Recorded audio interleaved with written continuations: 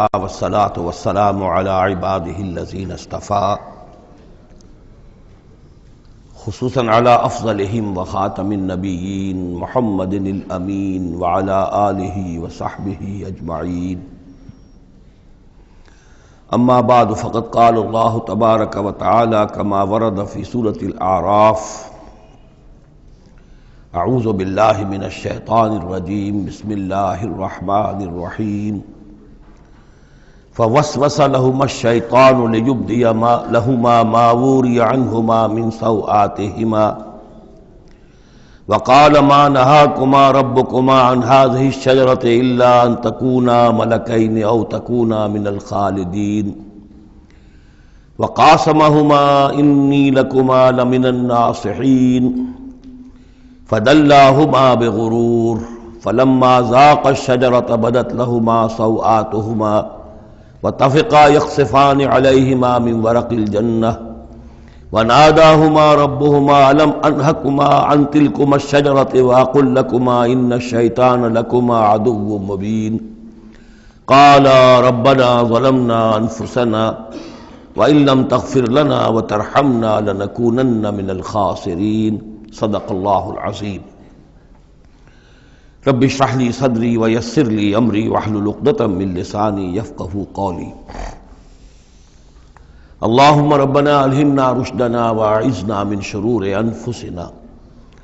اللهم ارنا الحق حقا وارزقنا اتباعه وارنا الباطل باطلا وارزقنا اجتنابه. آمین یا رب العالمین. سورہ اعراف کے دوسرے رکوع میں قصہ آدم و ابلیس قرآن حکیم میں دوسری مرتبہ بیان ہو رہا ہے. اس سے پہلے یہ سورہ بقرہ میں اس کے چوتھے رکوع میں آ چکا ہے. البتہ آپ دیکھیں گے کہ اگرچہ یہ قصہ جو ہے قرآن مجید میں 7 مرتبہ آیا ہے، 6 مرتبہ مکی صورتوں میں اور 1 مرتبہ مدنی صورت میں، لیکن یہ کہ ہر جگہ کوئی نہ کوئی بات نئی ہے، اس لیے کہ جس دور سے بھی یہ تحریک جو ہے حضور کی دعوت کی گزر رہی تھی، اس دور کے حوالے سے کچھ چیزیں جو ہیں وہ ہر جگہ پر آپ کو مزید نمایاں ملیں گی. اب مثلاً اس رکوع کے شروع میں ہمیں وہ عظیم آیت ملی ہے کہ جس میں جمع کا صیغہ اختیار کیا گیا ہے. وَلَقَدْ خَلَقْنَاكُمْ ثُمَّ صَوَّرْنَاكُمْ ثُمَّ قُلْنَا لِلْمَلَائِكَةِ اسْجُدُوا لِآدَمَ فَسَجَدُوا إِلَّا إِبْلِيسَ. اس کے بارے میں پچھلی مرتبہ میں عرض کر چکا ہوں. اب دوسری بات جو آ رہی ہے وہ یہ ہے کہ جو شیطان نے ورغلایا حضرت آدم کو اور حضرت حوا کو سلام علیہما، کہ جس درخت کا پھل کھانے سے اللہ تعالیٰ نے انہیں روک دیا تھا، کسی طریقے سے ورغلا کر انہیں اس درخت کا پھل کھانے پر آمادہ کر لیا. اس کے لیے لفظ آیا فوسوس لہما. یہ وسوسہ اصل میں ہم یہ سمجھتے ہیں کہ شاید یہ چیزیں اس طور سے ہو رہی تھی جیسے کہ ہم ایک دوسرے کے سامنے کھڑے باتیں کر رہے ہیں، ایک دوسرے کو پہچان رہے ہیں، لیکن حضرت آدم اور حوا کے بھی دلوں میں وسوسہ اندازی کی ہے شیطان نے، جیسے کہ شیطان وسوسہ اندازی کرتا ہے ہمارے دلوں میں. یہ مکالمے اس طرح کے نہیں ہے کہ وہ ایک ہی محفل میں کھڑے ہوئے. عام طور پر سورہ بقرہ کے چوتھے رکوع میں بھی اور دوسرے مقامات پر بھی ہمارا تصور کچھ اور رہتا ہے، لیکن یہاں وہ پردے حائل ہیں. ابلیس جو ہے وہ یقیناً جو ہے جنات میں سے تھا. حضرت آدم علیہ السلام کے لیے اس وقت بھی وہ انویزیبل تھا، لہذا نفس جو آیا ہے فوسوس لہما الشیطان، وسوسہ ان کے دلوں میں ڈالا. لیبدی لہما ما وری عنہما من سوآتہما. اب یہاں خاص طور پر ایک بات آ رہی ہے، اس کو ہم متشابہات ہی میں شمار کریں گے. یہاں ایک خاص اثر ظاہر کیا جا رہا ہے کہ وہ شجر ممنوع تھا، اس کا پھل کھانے کا ایک نتیجہ برآمد ہوا، اور وہ یہ ہوا کہ حضرت آدم اور حوا پر ان کی شرمگاہیں جو ہیں وہ نمایاں ہو گئیں. یا تو ایسا ہے کہ پہلے انہیں شعور نہیں تھا، اب شعور پیدا ہو گیا، یا یہ کہ انہیں کوئی خاص لباس جنت کا حلہ اللہ تعالیٰ نے عطا کیا ہوا تھا، وہ لباس اتر گیا اس درخت کا پھل کھانے کے نتیجے میں. یہ چیزیں ایسی ہیں کہ جس سے یقیناً بہت سے لوگوں کو کچھ قیاس آرائیوں کا موقع ملا ہے. بعض لوگوں کے نزدیک یہ نیکی اور بدی کی تمیز کا درخت ہے اصل میں، کہ جس کو کھاتے ہی نیکی اور بدی کی تمیز پیدا ہو جاتی ہے. بعض حضرات کا خیال یہ ہے کہ یہ اصل میں پہلا سیکشول ایکٹ ہے آدم اور حوا کے مابین جس کو اس سے تعبیر کیا گیا ہے۔ یہ مختلف آراء ہیں، مختلف جو ہیں اس میں قیاسات ہیں، لیکن صحیح بات شکل یہی ہے کہ اس کے ضمن میں ابھی ہمیں اس کو متشابہات ہی کے دائرے میں رکھ کر اور اس کے بارے میں کوئی قطعی اور حقیقی اور یقینی رائے جو ہے قائم کرنے کی کوشش نہیں کرنی چاہیے، تاکہ کہیں اور معلومات جو ہیں ہماری سائنس کے ذریعے سے اکتشافات اور معلومات کا دائرہ اور وسیع ہو جائے تو اس سے ہم پہنچ جائیں اس کی کنہ تک کہ وہ درخت کون سا تھا۔ لیکن یہاں ظاہر کیا گیا ہے کہ شیطان نے جو وسوسہ اندازی کی ان کے دلوں میں وہ یہ تھی، فوسوس لهما الشیطان لیبدی لهما ما وري عنهما من سوآتهما وقال ما نهاكما ربكما عن هذه الشجرة، اور اس نے کہا، یہ وسوسہ اندازی کی کہ نہیں روکا ہے آپ دونوں کو آپ کے رب نے اس درخت سے، الا ان تکونا ملکین، مگر یہ کہ کہیں آپ نہ ہو جائیں فرشتے نہ بن جائیں،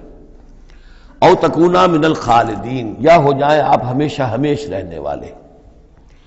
اب اس میں سیدھی سی بات یہ ہے کہ فرشتوں کو تو جھکایا گیا حضرت آدم کے سامنے، تو فرشتہ بن جانا کون سی بہت بڑی بات تھی، لیکن یہ ہے کہ انسان بسا اوقات اپنی اصل حقیقت کو، اصل مقام کو بھول جاتا ہے، نسیان ہو جاتا ہے، اور یہ بات گویا کہ شیطان کے وسوسہ اندازی سے ان کے ذہن میں پیدا ہوئی، یا یہ کہ آپ ہمیشہ ہمیش رہیں اور آپ پر موت طاری نہ ہو۔ وقاسمہما انی لکما لمن الناصحین، اور انہوں نے قسمیں کھا کھا کر اس نے یقین دلایا میں آپ کے لیے بہت یعنی مخلص ہوں، اور جو رائے دے رہا ہوں وہ بہت صحیح ہے۔ فدلاہما بغرور، تو دھوکہ دے کر انہیں، جس کو ہم کہتے ہیں مائل کر ہی لیا، شیشے میں اتار ہی لیا۔ فلما ذاق الشجرہ، تو جب ان دونوں نے چکھ لیا اس درخت کے پھل کو، بدت لہما سوآتہما، ظاہر ہو گئی ان پر ان کی شرمگاہیں، واتفقا یخصفان علیہما من ورق الجنہ، اور وہ اب لگے درخت کے جو جنت کے پتوں کو گانٹھ کر اپنے لیے لباس بنانے کے لیے، تفقا یخصفان، گانٹھنے لگے، جوڑنے لگے کہ جو جنت کے پتے تھے ان کو سی کر آپس میں اپنی سطر جو ہے وہ سطر پوشی کریں اور اپنی شرمگاہوں کو ڈھانپیں۔ وَنَادَاهُمَا رَبُّهُمَا، اور اب پکارا انہیں ان کے پروردگار نے، أَلَمْ أَنْهَكُمَا، کیا میں نے منع نہیں کیا تھا تمہیں، أَن تِلْكُمَا الشَّجَرَةَ، اس درخت سے، وَأَقُلْ لَكُمَا، اور میں نے کیا کہا نہیں تھا تم سے، إِنَّ الشَّيْطَانَ لَكُمَا عَدُوٌّ مُّبِينٌ، کہ شیطان تم دونوں کے لیے بڑا کھلا دشمن ہے۔ قَالَا رَبَّنَا ظَلَمْنَا أَنفُسَنَا، تو ان دونوں نے کہا کہ اے رب ہمارے، ہم نے اپنے اوپر ظلم کیا، زیادتی کی، ہم اپنی غلطی کا اعتراف کرتے ہیں۔ وَإِن لَّمْ تَغْفِرْ لَنَا وَتَرْحَمْنَا لَنَكُونَنَّ مِنَ الْخَاسِرِينَ، اور اگر تو نے ہمیں معاف نہ فرما دیا اور ہم پر رحم نہ فرمایا تو ہم تو تباہ ہونے والوں میں ہو جائیں گے۔ یہاں ایک بات اور نوٹ کر لیجئے، ایک تو یہ کہ یہاں کہیں بھی ایسا اشارہ نہیں ہے کہ ابلیس نے یہ وسوسہ ابتداءً حضرت حوا کے دل میں کیا۔ عام طور پر ہمارے ہاں جو کہانیاں مشہور ہیں وہ یہ ہے کہ حوا جو ہے ذریعہ بنی ہے حضرت آدم کو بھی گمراہ کرنے کا، کوئی اشارہ نہ سورہ بقرہ میں اس کا ہے نہ یہاں ہے، بلکہ جمع کوئی جو تثنیہ کا صیغہ ہے مسلسل چل رہا ہے، ان دونوں کے لیے معاملہ ہے، بیک وقت ہے۔ تو یہ اصل میں جو عیسائی دنیا میں تصور پیدا ہوا ہے کہ عورت فی نفسہ ہی برائی کی مظہر ہے، ایو سے ایول، ایو حوا اور ایول بری شے، یعنی عورت فی نفسہ ہی برائی کی جڑ ہے۔ چونکہ ان کے ہاں رہبانیت پیدا ہوئی، شادی نہ کرنا جو ہے وہ گویا کہ اعلیٰ روحانی زندگی کے لیے شرط قرار پایا، عورت سے قرب اور تعلق جو ہے وہ بڑی گھٹیا بات، دنیا داری کی زندگی، حیوانی زندگی قرار پائی۔ تو یہ تصورات قرآن میں کہیں نہیں ہیں، یہ تو جیسے کہ آدم کا معاملہ تھا ویسے حوا کا معاملہ تھا، اور شیطان نے دونوں کو ورغلایا ہے اور دونوں نے اللہ سے معافی مانگی ہے۔ دوسرے یہ کہ یہاں نوٹ کر لیجئے کہ یہاں یہ بتا دیا گیا کہ وہ الفاظ کیا تھے۔ وہاں سورہ بقرہ میں ہم پڑھا ہے فَتَلَقَّىٰ آدَمُ مِن رَبِّهِ كَلِمَاتٍ فَتَابَ عَلَيْهِ، حضرت آدم کے دل سخت پشیمانی کے جذبات پیدا ہوئے، تو اس کے لیے الفاظ خود اللہ تعالیٰ نے تلقین فرما دیے، اور وہ الفاظ یہ ہیں ربنا ظلمنا انفسنا وَإِن لَّمْ تَغْفِرْ لَنَا وَتَرْحَمْنَا لَنَكُونَنَّ مِنَ الْخَاسِرِينَ۔ قَالَ اهْبِطُوا بَعْضُكُمْ لِبَعْضٍ عَدُوٌّ، اور اللہ نے فرمایا کہ اب اترو یہاں سے۔ حبوط کے بارے میں گفتگو میں سورہ بقرہ میں کر چکا ہوں، تم ایک دوسرے کے دشمن ہوگے، عداوت جو ہے وہ چل رہی ہے، شیطان اور اس کی ذریت اور حضرت آدم کی اولاد، اس کے مابین تو سب سے بڑی دشمنی ہے، مستقل دشمنی ہے۔ باقی یہ ہے کہ انسانوں کے اندر بھی آپس میں دشمنیاں چلتی ہیں۔ وَلَكُمْ فِي الْأَرْضِ مُسْتَقَرٌّ وَمَتَاعٌ إِلَىٰ حِينٍ، اور اب تمہارے لیے زمین میں ٹھکانہ ہے اور ساز و سامان ہے، ضرورت کی چیزیں ہیں، اِلَىٰ حِین، ایک وقت معین تک کے لیے، یہ ابدی نہیں ہے، ہمیشہ کے لیے نہیں ہے، ایک خاص وقت تک کے لیے اب تمہیں وہاں رہنا بسنا ہے، اور وہاں رہنے بسنے کے لیے جو ضروری چیزیں ہیں وہاں فراہم کر دی گئی ہیں۔ قال فیہا تحیون وفیہا تموتون ومنہا تخرجون، ساتھ یہ بھی فرما دیا کہ اب اسی زمین میں تم رہو گے اور اسی میں تم مر کر داخل ہو جاؤ گے، فیہا تموتون، اسی میں مرو گے، ومنہا تخرجون، اور اسی میں سے تمہیں دوبارہ نکال لیا جائے گا بعث بعد الموت۔ یا بنی آدم قد انزلنا علیکم لباسا یواری سوآتکم وریشا، اب یہاں ایک جو یعنی ایک راہبانہ تصور ہی، الٹا قسم کا راہبانہ تصور جو ہے، یوں سمجھیے کہ پیدا ہو گیا تھا عرب کے لوگوں میں بھی۔ وہ سمجھتے تھے جیسے آج بھی دنیا میں نیوڈسٹ سوسائٹیز جو ہیں وہ کہتے ہیں لباس ایک تکلف ہے، خام خواہ ہے، جب انسان کو اللہ نے پیدا کیا تو کوئی لباس نہیں ہوتا، پھر حیوانات کا کوئی لباس نہیں ہے، یہ خام خواہ ایک تکلف ہے انسان نے جو اپنے لیے اختیار کر دیا ہے، یہ خام خواہ شرم کی بات ہے، اور یہ شرم گاہیں ہیں، اور یہ ہے اور وہ ہے۔ تو اسی طرح کا معاملہ یہ ہے کہ بعض جو اس طرح کے یہ ملنگ قسم کے لوگ جو ہوتے ہیں ان کے ہاں بھی وہ ننگے رہنے کا رواج، اور یہ کہ لباس کا ایک تکلف ہے، تکلف کی کوئی ضرورت نہیں ہے۔ عرب میں یہ رواج پڑ گیا تھا کہ مادر زاد برہنہ ہو کر مرد اور عورتیں طواف کرتے تھے خانہ کعبہ کا، اور یہ گویا کہ بڑا اونچا کام تھا، گویا کہ ہر تکلف سے،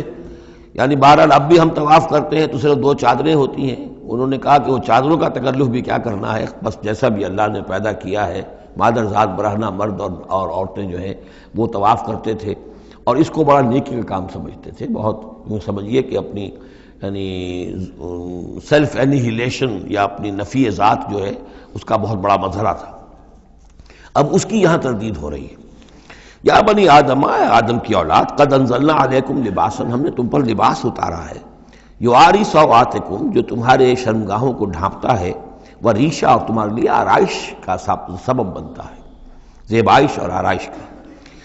لباس التقوی ذالک خیر، اور اس سے اوپر پھر ایک اور لباس ہے، اور وہ لباس ہے تقوی کا لباس، ظاہر ہے کہ وہ سب سے بہتر ہے۔ اگر تقوی کا لباس نہیں ہے تو بسا اوقات اور انسان لباس پہن کے بھی ننگا ہوتا ہے، اتنا تنگ لباس کہ اس میں جسم کے سارے نشیب و فراز ظاہر ہو رہے ہوں،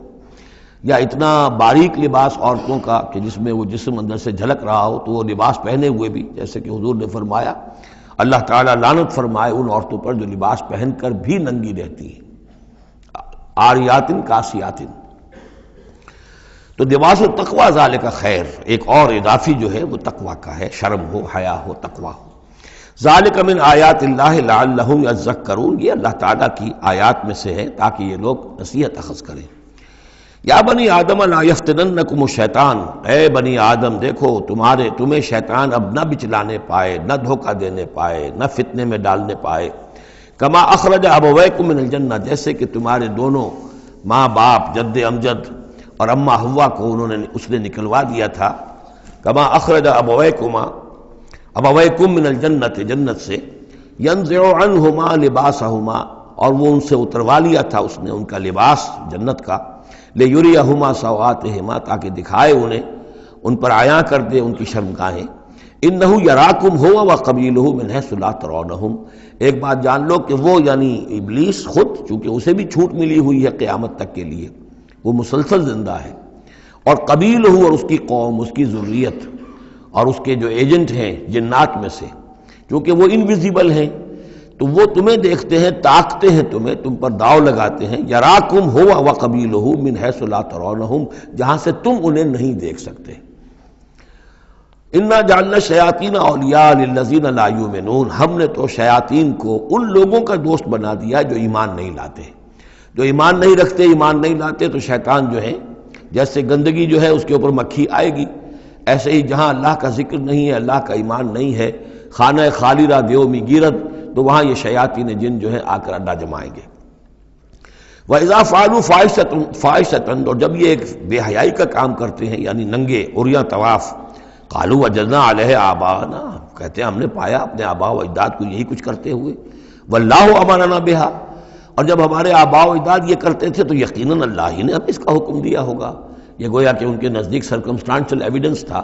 کہ جب ایک ریت چلی آ رہی ہے، ایک رسم چلی آ رہی ہے، تو یقیناً اللہ ہی نے کہا ہوگا۔ قل ان اللہ لا یامر بالفحشاء، نبی ان سے کہہ دیجیے اللہ تعالیٰ بے حیائی کا حکم نہیں دیتا۔ اتقولون علی اللہ ما لا تعلمون، تو کیا تم اللہ کی طرف منسوب کر رہے ہو، یعنی جھوٹ جڑ کر اور جھوٹ گھڑ کر اس کو جڑ رہے ہو اللہ کی جناب میں، جس کا کہ تمہیں کوئی علم حاصل نہیں ہے۔ قل امر ربی بالقسط، کہہ دیجئے اے نبی کہ میرے رب نے تو حکم دیا ہے انصاف کا، عدل کا، توازن کا۔ وَأَقِيمُوا وُجُوهَكُمْ عِنْدَ كُلِّ مَسْجِدٍ، اور اپنے رخ سیدھے کر لیا کرو ہر نماز کے وقت۔ مسجد جو ہے یہ اس میں ظرف ہے، اور ظرف زمان بھی، ظرف مکان بھی۔ مسجد سجدے کی جگہ بھی مسجد ہے، اور سجدے کا وقت جو ہے ظرف زمان وہ بھی مسجد ہے۔ وَادْعُوهُ مُخْلِصِينَ لَهُ الدِّينَ، اور اس کو پکارا کرو، اس سے دعا کیا کرو، لیکن اس کے لیے اپنی اطاعت کو خالص کرتے ہوئے، یعنی اللہ تعالیٰ سے دعا کرنے کی ایک شرط ہے، اس کی اطاعت کو اپنے اوپر لازم کرو۔ جیسے کہ سورہ بقرہ میں ہم جہاں روزے اور رمضان کے احکام اور حکمتوں کا بیان ہوا ہے، اس میں فرمایا گیا وَإِذَا سَأَلَكَ عِبَادِي عَنِّي فَإِنِّي قَرِيبٌ أُجِيبُ دَعْوَةَ الدَّاعِ إِذَا دَعَانِ فَلْيَسْتَجِيبُوا لِي، میں تو ہر ایک پکارنے والے کی پکار سنتا ہوں، اس کی دعا کو قبول کرتا ہوں، لیکن اسے بھی چاہیے کہ میرا کہنا مانے، اور یہ کہنا ماننا جو جزوی نہیں ہوگا۔ ادخلوا فی السلم کافہ، داخل ہونا ہے تو پورے پورے ہونا ہے۔ تو فرمایا کہ مخلصین لہ الدین، اپنی اطاعت کو اس کے لیے خالص کرتے ہوئے،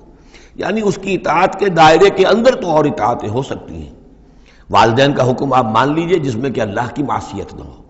اساتذہ کا حکم، حکام کا حکم جس میں اللہ تعالیٰ کے کسی حکم کی نفی نہ ہو رہی ہو، وہ ساری اطاعتیں اپنی جگہ پر ہوں گی، لیکن لا طاعۃ لمخلوق فی معصیت الخالق، مخلوق میں سے کسی کی اطاعت نہیں کی جائے گی جس میں خالق کی معصیت لازم آ رہی ہو۔ وَادْعُوهُ مُخْلِصِينَ لَهُ الدِّينَ كَمَا بَدَأَكُمْ تَعُودُونَ، جیسے اس نے تمہیں پہلے پیدا کیا تھا اسی طرح تمہارا اعادہ ہو جائے گا، تم دوبارہ بھی پیدا ہو جاؤ گے۔ فَرِيقًا هَدَىٰ، ایک گروہ وہ ہے کہ جس کو اللہ نے ہدایت دے دی ہے، وَفَرِيقًا حَقَّ عَلَيْهِمُ الضَّلَالَةُ، اور ایک گروہ وہ ہے کہ جس کے اوپر گمراہی مسلط ہو چکی ہے، جس کے حق میں گمراہی ثابت ہو چکی ہے، یعنی ان کی روش کی وجہ سے، ان کی ضد، ان کی ہٹ دھرمی، ان کے تعصب، ان کے حسد، ان کے تکبر کی وجہ سے اب وہ مستحق ہو چکے ہیں۔ حق علیہم الضلالہ انہم اتخذوا الشیاطین اولیاء، اور یہ اس لیے کہ انہوں نے شیطانوں کو اپنا رفیق اور ساتھی بنایا من دون اللہ، اللہ کو چھوڑ کر، ویحسبون انہم مہتدون، اور سمجھتے یہ ہیں کہ ہم بہت ہدایت پر ہیں، سیدھے راہ پر ہیں۔ یا بنی آدم خذوا زینتکم عند کل مسجد، دوبارہ پھر اے آدم کی اولاد اپنی زینت لے لیا کرو۔ خذوا زینتکم، یعنی لباس جو ہے جس کو کہا گیا ریشہ تمہارے لیے آرائش ہے، یہ تمہاری لیے زینت ہے، اللہ نے اتارا ہے اپنی آرائش کا سامان، اور یہ کہ نماز کے لیے جب انسان آئے تو اچھا لباس پہن کر آئے۔ ہمارے ہاں عام طور پر الٹی روش چلتی ہے، دفتر جا رہے ہیں تو وہ بہت اچھا لباس ہے، مسجد جا رہے ہیں تو وہ چاہے میلے کپڑے پہن کے چلے گئے، لیکن یہاں اللہ تعالیٰ فرما رہا ہے یہ نہیں، میرے پاس آتے ہو، میرے دربار میں آتے ہو تو اچھا لباس پہن کر آؤ۔ یا بنی آدم خذوا زینتکم عند کل مسجد وکلوا واشربوا ولا تسرفوا، اور کھاؤ پیو اور اسراف نہ کرو۔ جو کچھ چیزیں ہم نے بنائی ہیں وہ بہرحال اس لیے بنائی ہیں کہ بنی آدم جو ہے ان کی خوراک کے کام آئیں، جو اچھی چیزیں ہیں۔ انہ لا يحب المسرفین، ہاں وہ اسراف کرنے والوں کو پسند نہیں کرتا، ضائع کرنا، ضرورت سے زیادہ خرچ کرنا، یہ چیزیں جو ہیں یہ اللہ تعالیٰ کو پسند نہیں ہیں۔ اب یہاں پھر اسی رہبانیت کی نفی ہو رہی ہے کہ جس میں سمجھا یہ جاتا ہے کہ اچھا کھانا پینا ہی برا ہے، کاہے کو پہنا جائے، بہت موٹا جھوٹا ہی کھانا چاہیے۔ اچھے کھانے پینے کا مطلب تو یہ کہ نفس پرستی ہو رہی ہے۔ اچھا پہننا جو ہے کیا ضروری ہے، موٹا جھوٹا پہن کے گزارا ہو جائے گا۔ اس معاملے میں سمجھ لیجئے کہ دو حالات میں صورت مختلف ہو جاتی ہے۔ اگر تو دین اللہ کا مغلوب ہے تو پہلا فرض آپ کا یہ ہے کہ اللہ کے دین کے غلبے کی جد و جہد کریں، بیشتر وقت بیشتر صلاحیتیں اس میں لگائیں۔ ظاہر بات ہے اچھا کھا ہی نہیں سکتے، اچھا پہن ہی نہیں سکتے، یہ اس کا منطقی نتیجہ ہو جائے گا۔ یہ اس لیے نہیں کہ رہبانیت کی وجہ سے نہیں کر رہے، اس وجہ سے کہ ممکن ہی نہیں۔ آپ اپنے اسی وقت کو لگائیں گے زیادہ کمائی کے لیے، محنت کریں گے دنیا کے لیے، زیادہ کمائیں گے تو اچھا کھائیں گے، اچھا پہنیں گے۔ آپ نے تو اپنا وقت جو ہے وہ لگا دیا ہے اللہ کے دین کے لیے، اگر لگائیں گے نہیں تو دین غالب کیسے ہو جائے گا؟ خود بخود تو نہیں ہوگا، آسمان سے تو نہیں ٹپک پڑے گا دین، اللہ فرشتے تو نہیں بھیجے گا دین غالب کرنے کے لیے، غالب تو آپ کو کرنا ہے۔ لہذا اس صورت میں تو نیچرل یہ ہو جاتا ہے کہ پھر کم سے کم کرو، کم سے کم کرو، کم سے کم کرو، اپنے معیار زندگی کو اور نیچے لاؤ، اور نیچے لاؤ، اور نیچے لاؤ، تاکہ زیادہ سے زیادہ وقت، زیادہ سے زیادہ اپنی صلاحیتیں، زیادہ سے زیادہ اوقات، زیادہ سے زیادہ اپنے وسائل کو آپ فارغ کر سکیں اللہ کے دین کے لیے۔ لیکن اس حالت میں یہ جو ہوتا ہے یہ کسی رہبانیت کی وجہ سے نہیں ہے، جیسے کہ صحابہ کرام نے سختیاں جھیلی، بھوک برداشت کی، گھر بار چھوڑے، لیکن وہ کسی رہبانیت کے نظریے کے تحت نہیں تھے، وہ ایک مثبت جہادی نظریہ ہے، جد و جہد، انقلابی جد و جہد۔ اور اس انقلابی جد و جہد میں تو دنیا میں جو بھی کوئی آئی ہے پارٹی، ریولوشنری پارٹی، اسے یہ سختیاں جھیلنی پڑی ہیں، چاہے وہ کمیونسٹ ہو یا کوئی اور ہو، انقلاب تو اس کے بغیر آتا ہی نہیں ہے۔ البتہ اگر دین غالب ہو گیا، قائم ہے، اب گویا کہ جو ریاست ہے، اسلامی ریاست ہے، نظام خلافت ہے، اب آگے دین کو پھیلانا اور عام کرنا اور مزید اس کے غلبے کی جد و جہد کی توسیع جو ہے یہ ریاست کے ذمے آ گئی۔ ریاست جو بھی اپنے شہریوں کے اوپر اس کے لیے بوجھ ڈالتی ہے، جو ٹیکس ڈالتی ہے، یا جو بھی والنٹیئرز مانگتی ہے، یہ لڑائی جو ہے ڈرافٹنگ کرتی ہے، بہت ٹھیک ہے، اس کے مطابق اگر اسے چاہیے 10,000 آدمی نکل آئے، باقی کی طرف سے یہ فرض کفایہ ادا ہو گیا۔ ریاست کے قائم ہونے کی شکل میں صورتحال بدل جاتی ہے۔ اب آپ اپنے گھر میں رہے، جو وقت آپ کے پاس ہے آپ اچھا کمائیں، اچھا کھائیں، اچھا پہنیں، کوئی حرج نہیں، آپ اپنے بچوں کو بھی اچھا کھلائیں، حلال سے کمائیں، اچھا کھلائیں۔ کوئی اسی طریقے سے کوئی آپ کو علمی کوئی آپ کا پرسوٹس ہیں، ایکیڈیمک پرسوٹس ہیں، ان میں لگیں، یا یہ کہ اگر آپ نوافل میں لگنا چاہتے ہیں نفل پڑھیں، اور اس کے ترقی جو ہے، اپنی روحانی ترقی جو ہے وہ تقرب بالنوافل کے ذریعے سے کرتے چلے جائیں۔ تو یہ تینوں راستے جو ہیں انسان کے لیے کھلے ہوں گے، کب؟ جبکہ دین غالب ہو۔ اس بنیادی بات کو انہی لوگوں نے سمجھا ہے، اس لیے وہ رہتے ہیں کنفیوژن میں۔ صاحب اولاد کا بھی حق ہے، صاحب بیویوں کا بھی حق ہے، اس کا بھی حق تو سب کا ہے، لیکن یہ کہ وہ جو صحابہ کرام کو یاد نہیں تھا کہ ان کے بھی حقوق ہیں، یا ان کا دین اور تھا، ہمارا دین اور ہے؟ کیا حضور کو پتہ نہیں تھا کہ میری ازواج مطہرات کے بھی دین ہے، ان کا بھی کیا بھی حق ہے؟ انہوں نے ذرا اپنے نفقے کے اندر اضافے کا مطالبہ کیا تو گویا کہ ایلا کا معاملہ کر لیا، گویا کہ طلاق کی دھمکی دے دی۔ یہ کیوں ہوا؟ کیا ان کے جو خاندان والے تھے ان کا حق نہیں تھا؟ ان کو وہ چھوڑ کر آ گئے مکے میں، اور بھیڑیوں کے حوالے کر کے آ گئے، گویا کہ قریش کے سرداروں کے حوالے ان کے رحم و کرم پر چھوڑ کر آ گئے نا مدینے، جن کو ہجرت کا حکم ملا ہے۔ یہ ساری چیزیں دین میں، یہ ہے دو شکلیں مختلف۔ ایک ہے دین مغلوب ہے تو پہلا فرض ہے یہ کہ دین کو غالب کرنے کی جد و جہد کرو، ایک جماعتی زندگی کے اندر منسلک ہو کر تن من دھن، ان صلاتی و نسکی و مایایا و مماتی للہ رب العالمین، کم سے کم نکالو اپنے لیے، کم سے کم۔ اب ظاہر بات ہے اس میں تو پھر کم سے کم پر ہی گزارا کرنا ہوگا، صرف سبسسٹنس لیول جس کو کہا جائے، اپنے آپ کو برقرار رکھنے کے لیے، تاکہ جسم اور جان کا رشتہ تعلق جو ہے برقرار رہے، کام کر سکے آدمی۔ ہاں جب دین غالب ہو جائے اب مسئلہ بالکل مختلف ہو گیا ہے، اب ریاست ہے، اور ریاست نے اپنی فوجیں بھی رکھی ہوئی ہیں، جو بھی ذرائع ہیں، ہاں جب بھی ضرورت ہوگی وہ شہریوں کو بلائے گی، اس وقت حاضر ہونا فرض ہو جائے گا۔ لیکن ورنہ عام حالات میں ریاست اس فرائض کو ادا کر رہی ہے، مزید توسیع دعوت دین کی اور غلبہ دین کی وہ ریاست کے ذمہ ہے، اسلامی ریاست ہے، نظام خلافت ہے۔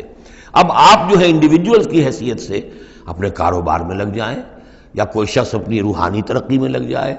کوئی شخص یہ کہ دولت زیادہ سے زیادہ کمائے اور وہ اس کو ثواب کے کاموں میں صرف کرے، کوئی شخص جو ہے کسی سائنس میں، کسی اور شعبے میں اسے علمی دلچسپی ہو جائے، تحقیق کے کاموں میں، سارے راستے کھلے ہوں گے۔ اس صورت میں اچھا کھانا، اچھا پہننا کوئی حرام شے نہیں، تو جبکہ رہبانیت اس حالت میں بھی اس کے لیے کوئی گنجائش نہیں چھوڑتی،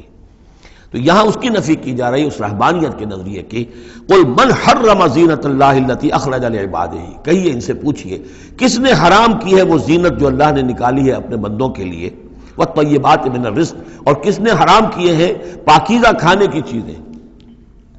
قل ہی للذین آمنوا فی الحیات الدنیا، کہہ دیجئے یہ تمام چیزیں دنیا کی زندگی میں بھی اللہ تعالیٰ نے تو اہل ایمان ہی کے لیے بنائی ہیں،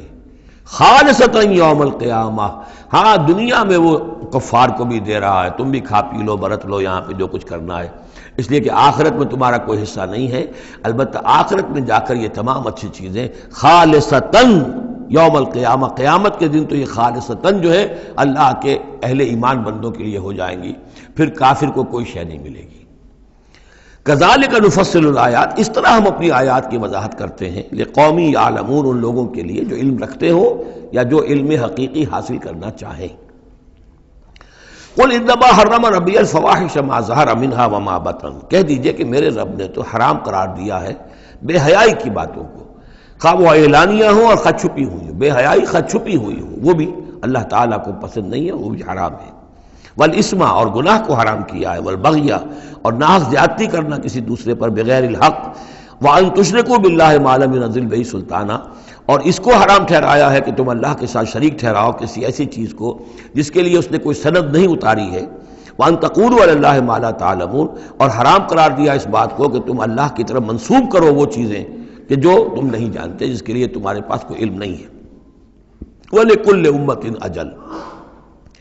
ہر قوم کے لیے، ہر امت کے لیے ایک وقت معین ہے، یعنی جب بھی کبھی کوئی رسول ہم بھیجتے رہے ہیں تو ایک مدت ہوتی ہے، اس وقت تک اس کو مہلت ہوتی ہے قوم کو کہ وہ رسول کی دعوت سے استفادہ کر لے اور اپنے دلوں کو، اپنے باطن کو منور کر لے، صحیح راستے پر آ جائے، اس سے پہلے عذاب نہیں آئے گا۔ خواہ یہ کہ اہل ایمان تو چاہیں گے کہ جھٹپٹ عذاب آئے، اس لیے کہ بہرحال مسلمان اہل ایمان وہ بھی انسان ہوتے تھے، چکی کے دو پاٹوں کے درمیان پس رہے تھے تو کبھی کبھی خیال آ جاتا تھا کہ اب اللہ تعالیٰ کیوں انہیں اتنی ڈھیل دے رہا ہے، یا ابو جہل کو اتنی ڈھیل کیوں دے دی ہے کہ اس نے حضرت سمیہ رضی اللہ تعالیٰ عنہ کے ساتھ یہ سلوک کیا، ابو جہل کو کیوں اتنی ڈھیل دے دی ہے کہ اس نے حضرت یاسر کو شہید کر دیا رضی اللہ تعالیٰ عنہ۔ لیکن یہ خیال تمہارا اپنی جگہ ہے، ہماری حکمت اپنی ہے۔ ہماری حکمت کیا ہے کہ جب رسول ہم نے بھیجا اس قوم کے لیے ایک اجل معین کر دی، اس اجل سے پہلے عذاب آئے گا نہیں، ہاں جب وہ اجل آ جائے گی پھر وہ رکے گا نہیں، اس کے اندر اندر معاملہ انہیں طے کرنا ہے، ادھر یا ادھر۔ وَلِكُلِّ أُمَّةٍ أَجَلٌ، یہ ہم پڑھ چکے ہیں سورہ نام میں کہ اگر میرے پاس ہوتی وہ شے، میرے اختیار میں ہوتی کہ جو تم جلدی مچا رہے ہو، تو کبھی کا میرا اور تمہارے درمیان قصہ جو ہے چکایا جا چکا ہوتا۔ فَإِذَا جَاءَ أَجَلُهُمْ، لیکن جب ان کی اجل آ جائے گی، لَا يَسْتَأْخِرُونَ سَاعَةً وَلَا يَسْتَقْدِمُونَ، نہ تو وہ اس کو مؤخر کر سکیں گے ایک گھڑی بھی، اور نہ ہی اس سے کھسک سکیں گے، سرک سکیں گے آگے کی طرف۔ یا بنی آدم اما یاتینکم رسل، اب یہ وہی آیت آ گئی جو سورہ بقرہ میں بھی آئی تھی، فاما یاتینکم منی ھدی فمن تبع ھدایا فلا خوف علیہم ولا هم یحزنون والذین کفروا وکذبوا بآیاتنا اولئک اصحاب النار هم فیہا خالدون۔ یا بنی آدم اما یاتینکم رسل منکم، اے بنی آدم جب بھی تمہارے پاس آئیں گے رسول تم ہی میں سے ہوں گے، تم میں سے تمہاری قوم کے لوگ ہوں گے، یقصون علیکم آیاتی، جو تمہیں میری آیات سنائیں گے، فمن اتقی واصلح، تو جو بھی تقوی کی روش اختیار کرے گا اور اصلاح کر لے گا اور نیکی کی روش اختیار کرے گا، فلا خوف علیہم ولا هم یحزنون، ان کے لیے نہ کوئی خوف ہوگا اور نہ وہ کسی حزن سے دوچار ہوں گے۔ والذین کذبوا بآیاتنا واستکبروا عنہا، اور جو ہماری آیات کو جھٹلائیں گے اور تکبر کی بنا پر انہیں رد کر دیں گے، استکبروا عنہا، استکبار کی بنیاد پر، تکبر کی بنیاد پر رد کر دیں گے، اولئک اصحاب النار هم فیہا خالدون، وہ جہنمی ہوں گے اور رہیں گے ہمیشہ ہمیش۔ فمن اظلم ممن افترى علی اللہ کذبا وکذب بآیاتہ، پھر وہ اس شخص سے بڑھ کر ظالم اور کون ہوگا جو اللہ کی طرف کوئی غلط بات منسوب کرے، افتراء کرے اللہ کی طرف، اور یا اللہ کی آیات کو جھٹلائے، یہ دونوں ہم وزن ہیں۔ اولئک ینالہم نصیبہم من الکتاب، ان کو جو بھی دنیا میں رزق وغیرہ کا معاملہ ہے وہ تو ان کو مل جائے گا، یہاں دنیا میں تو ہم نے یہ سورہ بنی اسرائیل میں مضمون آئے گا، اب کوئی شخص کفر کرے اللہ فوراً اس کی روزی روک لے اور ایک دن کے اندر اندر وہ یہ بھوک سے مر جائے، ایسا نہیں ہے۔ جو ہم نے یہاں پہ ان کے لیے لکھا ہوا ہے جو رزق ہے اس دنیا کے اندر وہ تو انہیں ملتا رہے گا، وہ رکتا نہیں ہے، انہیں اپنے اس نصیب میں سے حصہ مل جائے گا۔ حتیٰ اذا جاءتہم رسلنا، ہاں پھر جب ہمارے فرشتادے، ہمارے بھیجے ہوئے فرشتے ان کے پاس آ جائیں گے، یتوفونہم، ان کو قبض کرنے کے لیے، قالوا این ما کنتم تدعون من دون اللہ، تو وہ کہیں گے کہاں ہیں وہ جن کو آپ پکارا کرتے تھے اللہ کے سوا، جن کو ڈنڈوت کرتے تھے اور جن کے سامنے متھے ٹیکتے تھے اور جن سے دعائیں کرتے تھے اور گڑ گڑاتے تھے۔ قالوا ضلوا عنا، وہ کہیں گے وہ سب گم ہو گئے، ہوا ہو گئے، ہم سے سب جاتے رہے، ضلوا عنا وَشَهِدُوا عَلَىٰ أَنفُسِهِمْ أَنَّهُمْ كَانُوا كَافِرِينَ، اور وہ خود اپنے خلاف یہ گواہی دیں گے کہ واقعتاً ہم تھے ناشکرے، ہم نے کفر کی روش اختیار کی۔ قالت خلوا فی امم قد خلت من قبلکم من الجن والانس، کہا جائے گا کہ اچھا داخل ہو جاؤ ان امتوں میں جو تم سے پہلے گزر چکی ہیں جنوں اور انسانوں میں سے، نار میں، آگ میں، یعنی ایک ایک قوم کا حساب ہوتا جائے گا اور وہ جہنم کے اندر جھونکے جاتے رہیں گے۔ پہلی نسل گئی، پھر اس کے بعد دوسری آئی، دوسری گئی، تیسری آئی۔ اب ان میں ایک مکالمہ ہوگا۔ ظاہر بات ہے جو پہلے گئے تھے وہ تھے بزرگ، بڑے تھے، لیڈر تھے، یا یہ کہ وہ پچھلی نسل تھی جنہوں نے بدعات شروع کی تھیں، خرافات کا آغاز کیا تھا۔ یہ بعد میں آنے والے ان پر لعنت کریں گے کہ تم نے ہمیں مروایا، تمہاری وجہ سے ہم بھی برباد ہو کر یہاں آئے ہیں، تو تمہیں دوہرا عذاب ملنا چاہیے۔ لیکن یہ کہ وہاں وہ کہیں گے کہ نہیں، ہم جیسے ہم گمراہ تھے ویسے ہم نے تمہیں گمراہ کیا، تو یہ مکالمہ ہوگا۔ اور یہ نوٹ کر لیجئے، یہ جو میں نے عرض کیا تھا کہ اس سورہ مبارکہ میں ایام اللہ جو ہے یہ اس کا مین تھیم ہے۔ تو ایام اللہ کو یوں سمجھیے کہ ایک تو انسانی تخلیق کے اعتبار سے، ایک تو وہ ازل ہے جبکہ آدم کی تخلیق ہوئی، قصہ آدم و ابلیس ہوا، یہاں سے تو ہمارا وہ وقت جو ہے وہ شروع ہوتا ہے،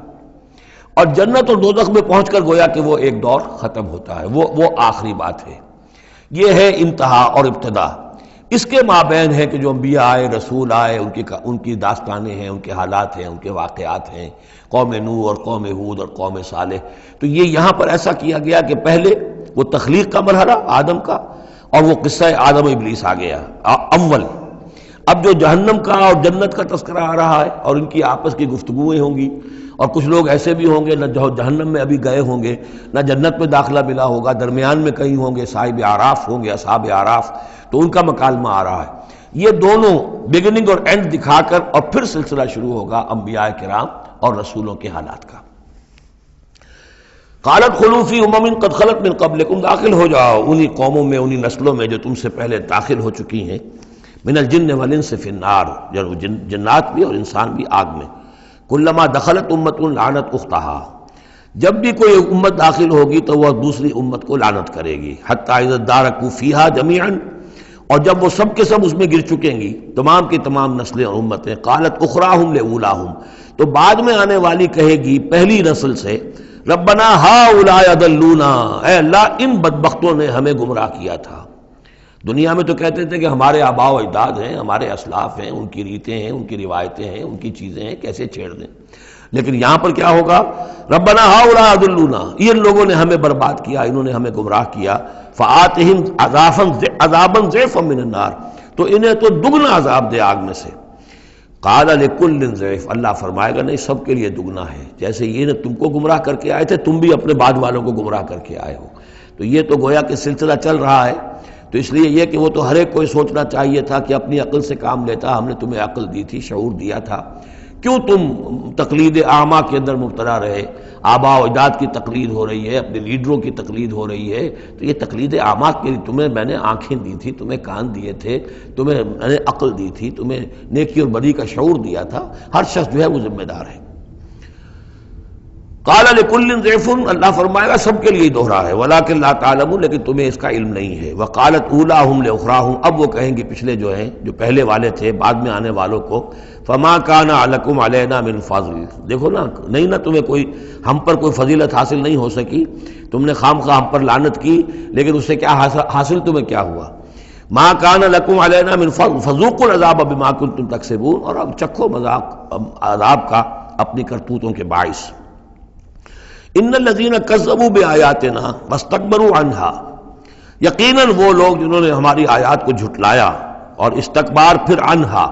اور بر بنائے تکبر ان کو رد کیا، اعراض کیا ان سے تکبر کی بنیاد پر، لا تفتح لهم ابواب السماء، ان کے لیے آسمان کے دروازے کبھی نہیں کھولے جائیں گے۔ یہ کچھ اشارات ہیں قرآن مجید میں جس سے معلوم ہوتا ہے کہ جہنم اسی زمین پر ہوگی،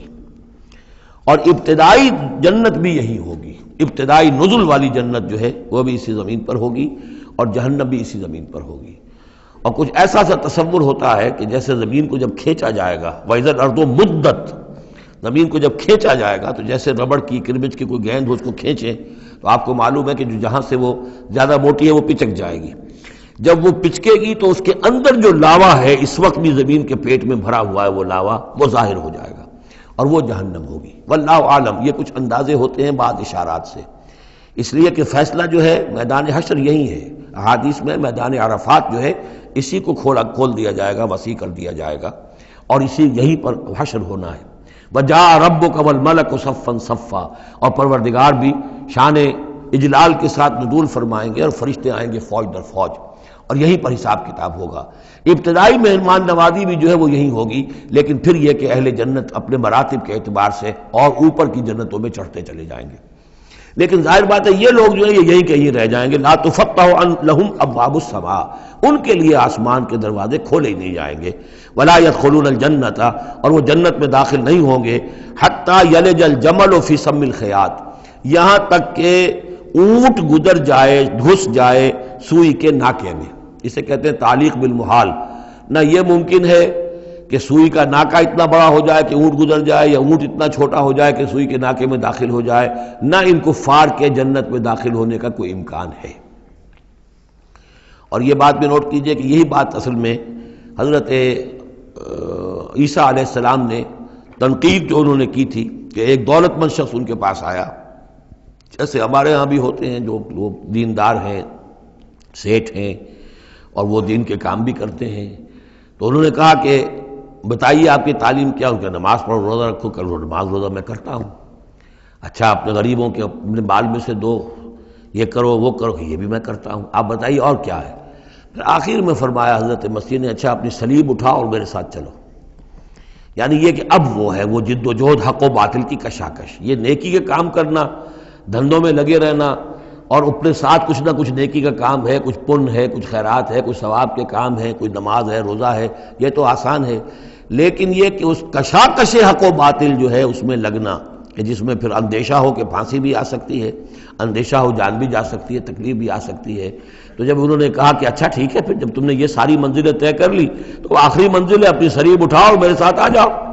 تو اس شخص کا چہرہ لٹک گیا اور وہ چلا گیا. تو حضرت مسیح نے فرمایا کہ اونٹ کا سوئی کے ناکے میں سے گزرنا ممکن ہے، لیکن کسی دولت مند شخص کا اللہ کی بادشاہت میں داخل ہونا ممکن نہیں ہے.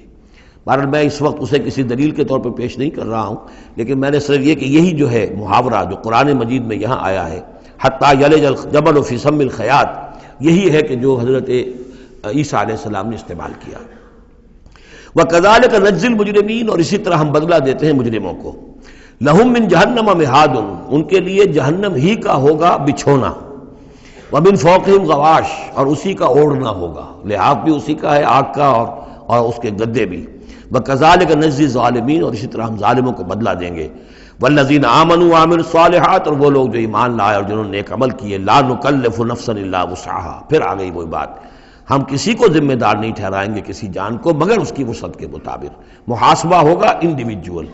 ہم نے کیا کیا کچھ اسے دیا تھا اس کے حساب سے ہم اس سے حساب لیں گے. اولئک اصحاب الجنہ، وہ ہوں گے جنت والے. ہم فیہا خالدون، اور اس میں رہیں گے ہمیشہ ہمیشہ. وَنَزَعْنَا مَا فِي صُدُورِهِم مِّن غِلٍّ، اور ہم نکال دیں گے جو کچھ ان کے سینوں میں ہوگا ایک دوسرے کی طرف سے کوئی میل. یعنی اہل ایمان بھی انسان ہوتے ہیں، شکوے شکایتیں ہو جاتی ہیں. دینی جماعتوں میں بھی کبھی کسی معمور کو امیر سے شکایت ہو گئی، کسی امیر کو معمور سے شکایت ہو گئی، کسی ایک رفیق کو دوسرے رفیق سے شکایت ہو. انسان ہے، اور یہ معاملہ جو ہے ایسا بھی ہوتا ہے، زائل بھی ہو جاتے ہیں. کچھ ایسی شکوے شکایتیں ہوتی ہیں کہ باقی رہتی ہیں، ختم نہیں ہوتی ہیں. ان کے اثرات جو ہیں وہ جذبات کچھ ایسے مجروح ہو جاتے ہیں کسی طریقے سے زائل نہیں ہوتے. لیکن فرمایا گیا ہے کئی مقامات پر یہ کہ اللہ تعالیٰ اہل جنت کو جنت میں داخل کرنے سے پہلے جو بھی اہل ایمان میں سے کسی کے لیے ان کے دل میں کوئی کدورت ہوگی، کوئی میل ہوگا، وہ نکال دے گا، تاکہ اب جنت میں داخل ہونے والے سب سررن اخوانن علی سرر متقابلین، بالکل بھائیوں کی طریقے سے صاف دل ہو کر ایک دوسرے کے سامنے رو در رو ہو کر بیٹھیں گے، اور ان کے اندر کوئی غل نہیں رہے گا. یہی دعا بھی ہے جو ہمیں تلقین کی گئی ہے، اللہم اغفر لنا ولاخواننا الذین سبقونا بالایمان ولا تجعل فی قلوبنا غلا للذین آمنوا ربنا انک رؤوف رحیم. پروردگار اہل ایمان میں سے کسی کے لیے بھی ہمارے دل میں غل اور میل یا کدورت یہ باقی نہ رہنے دے، تو اپنے فضل و کرم سے دھو دے. وَنَزَعْنَا مَا فِي صُدُورِهِم مِّن غِلٍّ، بلکہ ان آیات پر حضرت علی کا یہ قول بھی ہے رضی اللہ تعالی عنہ کہ سورہ ہجر کی آیت کے ضمن میں خاص طور پر آتا ہے شان نزول میں، کہ انہوں نے فرمایا کہ یہ میرے اور معاویہ کے کا ذکر ہے جو یہاں ہو رہا ہے۔ ظاہر بات ہے جنگیں ہوئی ہیں حضرت علی رضی اللہ عنہ اور حضرت معاویہ رضی اللہ عنہ، تو کتنی کچھ ہو گئی ہوگی شکایت ایک دوسرے سے۔ تو یہ آیتیں ہمارے لیے ہیں کہ اللہ تعالی ہمیں دونوں کو جنت میں داخل کرے گا تو ہمارے دلوں سے یہ کدورتیں جو ہے وہ نکال دے گا۔ وقالوا الحمد للہ الذی ہدانا لہذا، اور وہ کہیں گے کل شکر ہے اور کل تعریف ہے اس اللہ کی جس نے ہمیں یہاں تک پہنچایا۔ وما كنا لنهتدي لولا ان هدانا اللہ، اور محض اپنے زور بازو سے ہم یہاں تک نہیں پہنچ سکتے تھے اگر اللہ ہی نے ہمیں نہ پہنچا دیا ہوتا۔ لقد جاءت رسل ربنا بالحق، یقیناً ہمارے رب کے پروردگار کے جو بندے آئے تھے رسول بن کر وہ حق کے ساتھ آئے تھے۔ وَنُودُوا، اور تب انہیں ندا کی جائے گی، پکارا جائے گا، ان تلکم الجنۃ اورثتموها بما کنتم تعملون، اب یہ وہ جنت ہے جو جس کے تم وارث بنا دیے گئے ہو تمہارے اعمال کی وجہ سے۔ بندے کا کام یہ ہے کہ وہ یہ کہے گا اے اللہ میں اس لائق نہیں تھا، میرے اعمال ایسے نہیں تھے، میں اپنے اعمال کے بل پر کبھی بھی نہیں اس کا مستحق ہو سکتا تھا، یہ سارا تیرا فضل ہے، تیرا کرم ہے، تیری عطا ہے، تیری دین ہے۔ اللہ فرمائے گا نہیں میرے بندے، تو نے محنت کی تھی، کوشش کی تھی، ایثار کیا تھا، تو نے حق کا راستہ چوز کیا تھا، تو نے کبھی نقصان بھی برداشت کیا تھا حق کے لیے اور باطل کا مقابلہ کرنے میں تکالیف بھی جھیلی تھی، تو بندہ جو ہے وہ کہے گا نہیں پروردگار یہ سب تیرا فضل ہے، اور اللہ کہے گا یہ تمہارے اعمال کی وجہ سے۔ دونوں جزوی طور پر حقیقتیں ہیں، یہ دونوں چیزیں ہیں مل کر ایک بات کو مکمل کرتی ہیں۔ ہم ارادہ کرتے ہیں کام کا، اللہ تعالیٰ اس کام کی توفیق دے دیتا ہے، ارادہ ہی نہ کریں تو توفیق نہیں ہوگی، اور محض اپنے ارادے سے ہم کچھ نہیں کر سکیں گے جب تک کہ اللہ کی طرف سے توفیق اور تیسیر نہ ہو جائے۔ وَنَادَى أَصْحَابُ الْجَنَّةِ أَصْحَابَ النَّارِ، اور جنتی لوگ پکار کر کہیں گے جہنمیوں سے ان قد وجدنا ما وعدنا ربنا حقا، ہم نے تو پا لیا جو کچھ کہ ہمارے رب نے ہم سے وعدہ کیا تھا کہ وہ سچ نکلا، صحیح نکلا، جن نعمتوں کا ہم سے وعدہ کیا تھا وہ ہمیں مل گئی۔ فَهَلْ وَجَدْتُم مَّا وَعَدَ رَبُّكُمْ حَقًّا، تو تم نے بھی کیا سچا پا لیا اللہ کا وعدہ جو اللہ نے تم سے وعدہ کیا تھا، وہ ساری چیزیں تمہیں مل گئی؟ قالوا نعم، وہ کہیں گے جی ہاں، ہمارے ساتھ بھی جو وعدے تھے، جو وعیدیں تھیں، جو دھمکیاں تھیں، جو عذاب کی مختلف شکلیں تھیں، وہ سب ہیں جن میں ہم اس وقت گرے ہوئے ہیں۔ فَأَذَّنَ مُؤَذِّنٌ بَيْنَهُمْ، تو پکارے گا کوئی پکارنے والا ان کے مابین، اللعنۃ اللہ علی الظالمین، کہ اللہ کی لعنت ہے ظالموں پر۔ الذین یصدون عن سبیل اللہ ویبغونہا عوجا، وہ لوگ کہ جو روکتے بھی تھے اور رکتے بھی تھے اللہ کے راستے سے، اور اس راستے میں کجی نکالتے تھے کہ اگر دیکھ لیا کسی شخص کے بارے میں کہ اس کا رجحان ہو گیا ہے کہ وہ محمد صلی اللہ علیہ وسلم کی باتیں توجہ سے سننے لگا ہے، تو اس کو ورگلانے کے درپے ہو جانا، اس کے لیے طرح طرح کی جو ہے پریشانیاں پیدا کرنا۔ وَهُمْ بِالْآخِرَةِ کافرون، اور یہ لوگ کافرت کے منکر تھے۔ وَبَيْنَهُمَا حِجَابٌ، اب یہ گفتگو تو ہو رہی ہوگی جنت اور دوزخ والوں کے مابین، ان دونوں کے مابین ایک پردہ ہوگا، ایک فصیل حائل ہوگی۔ یہ نقشہ جو ہے زیادہ کلیئرلی سورہ حدید میں کھینچا گیا ہے، وَضُرِبَ بَيْنَهُمْ بِسُورٍ لَهُ بَابٌ، بَيْنَهُمَا حِجَابٌ، فصیل ہوگی، ادھر جنت ہے ادھر دوزخ ہے۔ وَعَلَى الْأَعْرَافِ رِجَالٌ، اور عرف کہتے ہیں جو فصیلوں کے اوپر بنی ہوتی ہیں، جھروکے سے بنے ہوتے ہیں، جہاں سے کہ جھانک کر دیکھتے ہیں، تو اس طرح آپ نے فصیلوں کے اوپر دیکھے ہوں گے، وہ تو اعراف ہوں گے۔ رجال یعرفون کلا بسیماہم، وہ لوگ ہوں گے جو سب کو پہچانتے ہوں گے، جہنمیوں کو بھی پہچانتے ہوں گے اور دوزخیوں کو بھی پہچانتے ہوں گے۔ اس لیے کہ یہ کون ہوں گے؟ یہ بین کے لوگ تھے جن میں کچھ نیکی بھی تھی، بدی بھی تھی، نہ یکسو ہوئے تھے ادھر نہ یکسو ہوئے تھے ادھر، تو کچھ نیکیاں کچھ بدیاں انہوں نے جمع کر لی تھیں، اور ان کے اعمال جو ہے وہ برابر ہو گئے، بدی اور نیکی کے اعمال جو ہے وہ برابر ہو گئے، تو اس حوالے سے ان کو ابھی درمیان میں روک لیا گیا ہے کہ نہ وہ جہنم میں جھونکے گئے نہ جنت میں داخل ہوئے۔ اور یہ وہ لوگ ہیں، ظاہر بات ہے کہ جو پھر جب بین کے لوگ تھے کچھ تو پہچانتے تھے ادھر سے کفار کو بھی ادھر سے اہل ایمان کو بھی، تو یعرفون کلا بسیماہم، وہ سب جانتے تھے پہچانتے تھے، ان کو بھی جو جنت میں ہے ان کو بھی جو دوزخ میں ہے۔ ونادى اصحاب الجنت، اب وہ پکاریں گے جنت والوں کو، ان سلام علیکم، سلام ہو آپ پر، سلامتی ہے آپ پر، لم يدخلوها، وہ اس میں ابھی داخل نہیں ہوئے، وہم یطمعون، اور اس کی بڑی طمع ہوگی کاش کہ اللہ ہمیں بھی جلدی سے داخل کر دے۔ وَإِذَا صُرِفَتْ أَبْصَارُهُمْ تِلْقَاءَ أَصْحَابِ النَّارِ، اور جب ان کے ذرا چہرے جو ہے پھیر دیے جائیں گے، ان کی نگاہیں جو ہیں وہ ادھر پھیر دی جائیں گی کہ ذرا جہنمیوں کو بھی مشاہدہ کر لو۔ وَإِذَا صُرِفَتْ أَبْصَارُهُمْ تِلْقَاءَ أَصْحَابِ النَّارِ قَالُوا رَبَّنَا لَا تَجْعَلْنَا مَعَ الْقَوْمِ الظَّالِمِينَ۔ اس وقت وہ کہیں گے پروردگار ہمیں ان ظالموں کے ساتھ شامل نہ کر دیجو، کیونکہ ابھی بین بین ہے، بین الخوف والرجا، تو انہیں امید بھی ہے، یطمعون بھی ہے، لیکن اندیشہ بھی ہے، تو یہ کہ بیچ میں چونکہ لٹکے ہوئے ہیں اس لیے ادھر دیکھتے ہیں تو انہیں سلام کرتے ہیں، اور یہ کہ دل میں ان کے امنگیں جاگ جاتی ہیں، تمنائیں جاگ جاتی ہیں کہ اللہ ہمیں بھی ان کے ساتھ شامل کر دے، اور ادھر دیکھتے ہیں تو کہتے ہیں ربنا لا تجعلنا مع القوم الظالمین۔ ونادى اصحاب الاعراف رجالا يعرفونهم بسیماہم،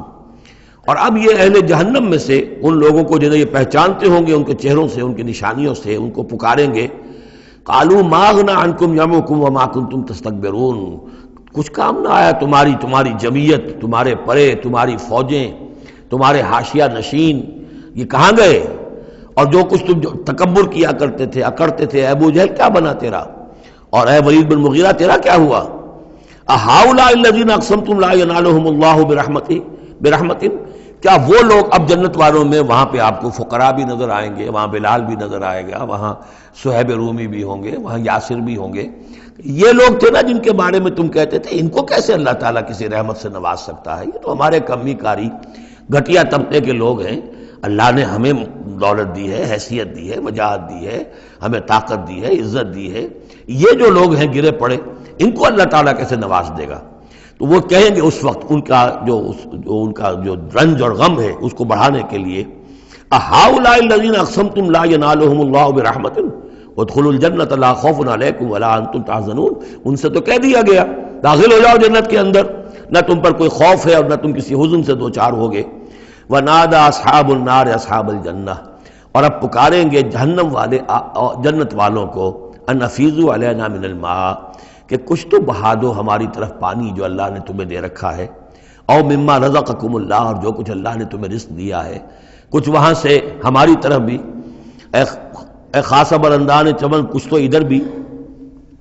مما رزقکم اللہ، قالوا ان اللہ حرمہما علی الکافرین، وہ جواب دیں گے اہل جنت کہ شاید ہم تو دینا بھی چاہتے، ہماری شرافت سے تو یہ بعید تھا کہ ہم کورا جواب تمہیں دے دیتے، لیکن کیا کریں اللہ نے حرام کر دی ہے یہ چیزیں کافروں پر، ہمارے ہاتھ بندھے ہوئے ہیں، ہم یہ نعمتیں اب تمہاری طرف نہیں بھیج سکتے۔ ان اللہ حرمہما علی الکافرین، انہیں حرام کر دیا ہے اس پانی کو بھی اور یہ جو بھی ہمیں رزق اللہ نے نوازا ہے۔ الذین اتخذوا دینہم لہوا ولعبا، وہ لوگ کہ جنہوں نے اپنے دین کو کھیل کود بنا لیا، تماشا اور دل بہلانے کا اور ہنسی اور ٹھٹا بنا دیا ہے، وغرتہم الحیات الدنیا، اور انہیں دنیا کی زندگی نے دھوکے میں مبتلا کر دیا ہے۔ فالیوم ننساہم کما نسوا لقاء یومہم ھذا، تو آج کے دن ہم بھی انہیں نظر انداز کر دیں گے۔ یہ نسیان ایک تو ہوتا ہے بھول جانا، اور ایک ہوتا ہے جان بوجھ کے نظر انداز کر دینا، یہ بھی نسی کے معنی میں یہ عربی زبان میں موجود ہے۔ الیوم ننسا، آج ہم بھی انہیں بھلا دیں گے، کیا مطلب بھلا دیں گے؟ یعنی نظر انداز کر دیں گے، کما نسوا لقاء یوم ھذا، جیسے کہ انہوں نے آج کے اس دن کی ملاقات کو بھلائے رکھا تھا یا نظر انداز کر دیا تھا۔ وما كانوا بآیاتنا یجحدون، اور وہ جو ہماری آیات کا انکار کرتے رہے تھے۔ وَلَقَدْ جِئْنَاهُمْ بِكِتَابٍ، اور ہم تو ان کے پاس لے آئے تھے ایک کتاب، فَصَّلْنَاهُ عَلَىٰ عِلْمٍ، جس کی ہم نے پوری تفصیل بیان کر دی تھی علم کے ساتھ، هُدًى وَرَحْمَةً لِقَوْمٍ يُؤْمِنُونَ، اور وہ ہدایت بھی تھی اور رحمت بھی تھی ان لوگوں کے لیے جو ایمان لانے والے تھے۔ هَلْ يَنظُرُونَ إِلَّا تَأْوِيلَهُ، یہ کس چیز کا انتظار کر رہے ہیں؟ یعنی آیات عذاب جو قرآن مجید میں آ رہی ہیں ان کے عملی ظہور کا انتظار کر رہے ہیں، یہ انتظار کر رہے ہیں کہ واقعتاً یہ سیلاب کا بند جو ہے وہ ٹوٹ ہی جائے، اور واقعتاً ان کے اوپر جو سیلاب کا دھارا ہے عذاب کا وہ آ جائے۔ هل ينظرون الا تاویلہ، اس انجام کی فکر کر رہے ہیں، اس کا انتظار کر رہے ہیں۔ یوم یاتی تاویلہ، جس دن کہ اس کا مصداق ظاہر ہو جائے گا۔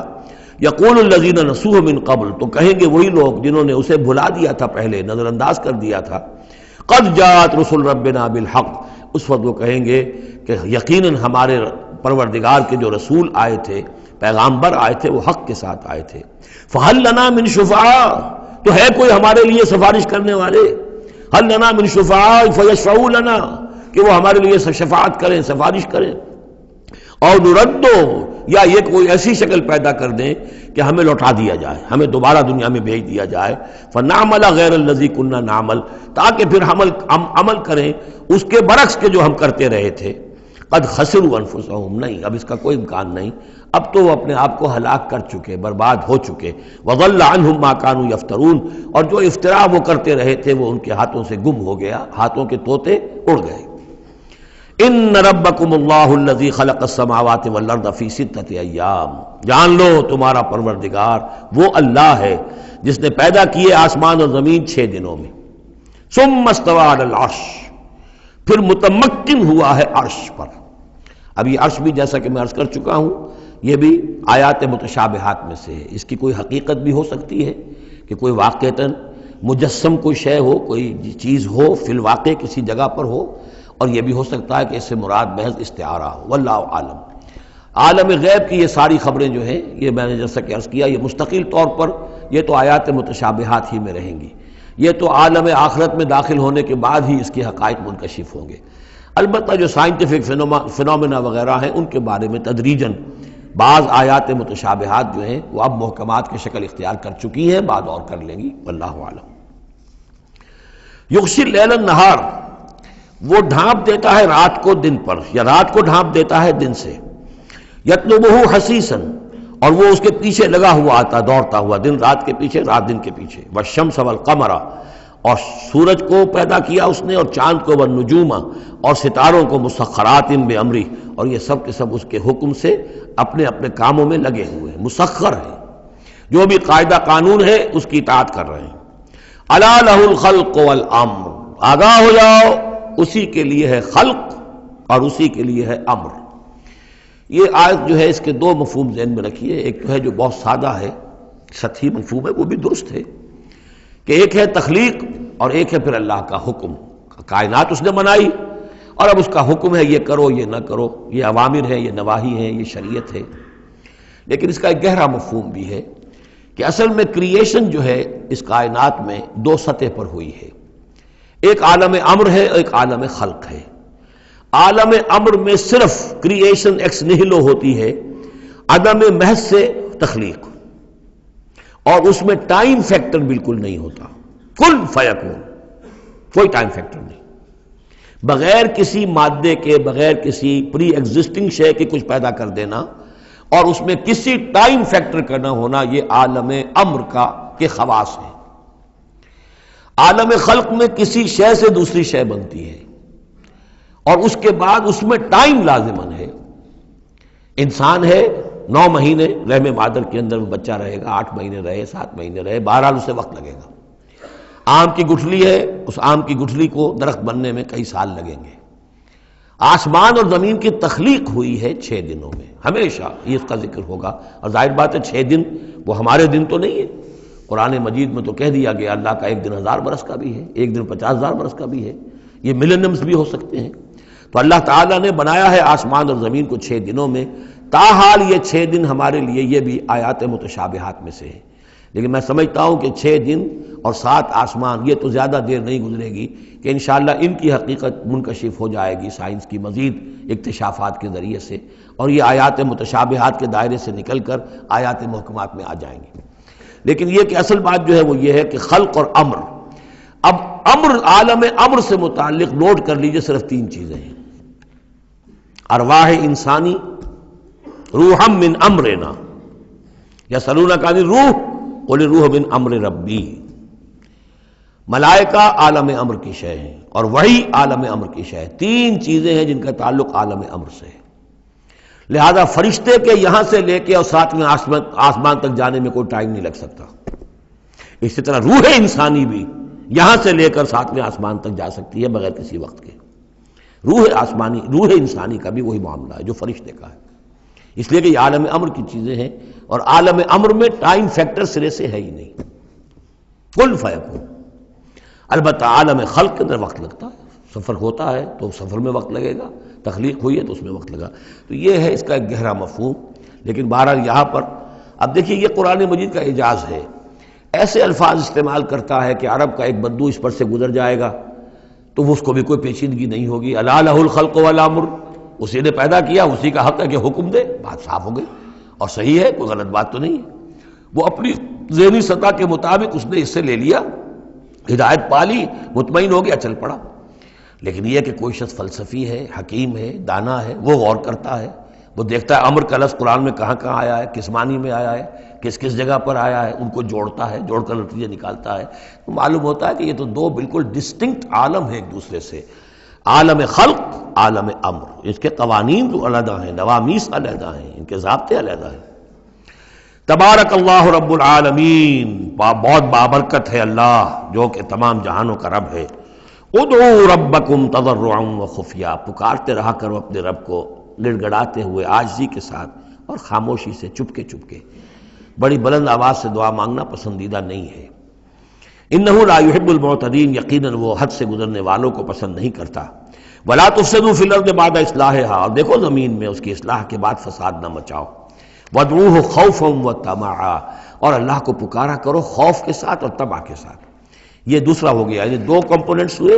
اللہ کو جب پکارو تو پہلی دو ڈائمنشنز کیا ہیں کہ پکارو گڑ گڑاتے ہوئے اور چپکے چپکے دل میں، اور دو مزید ڈائمنشنز کیا ہیں، خوف و طمع۔ اللہ کے ساتھ تمہارا معاملہ رہنا چاہیے بین بین، خوف بھی رہے کہ اللہ پکڑ نہ لے، اللہ سزا نہ دے دے، اور اللہ کی مغفرت، اللہ کی رحمت کی امید بھی رہے۔ ما بین الخوف والرجا، رجا امید، خوف خوف کے درمیان، تو خوف و طمع، اللہ کو جب بھی پکارو ان دونوں کے بین بین ہو کر تمہاری کیفیت قلبی اور روحانی ہونی چاہیے۔ ان رحمت اللہ قریب من المحسنین، یقیناً اللہ تعالیٰ کی رحمت جو ہے وہ اہل احسان بندوں کے بہت ہی قریب ہے، بہت نزدیک ہے۔ وَهُوَ الَّذِي يُرْسِلُ الرِّيَاحَ بُشْرًا بَيْنَ يَدَيْ رَحْمَتِهِ، اور وہی ہے جو بھیجتا ہے ہوائیں بشارت دیتی ہوئی اس کی رحمت کے آگے آگے، یعنی بارش جب آنی ہوتی ہے تو اس سے آگے آگے ٹھنڈی ہوا کے جھونکے آتے ہیں، یہ گویا کہ بشارت لے کے آ رہی ہے کہ بارش آنے والی ہے۔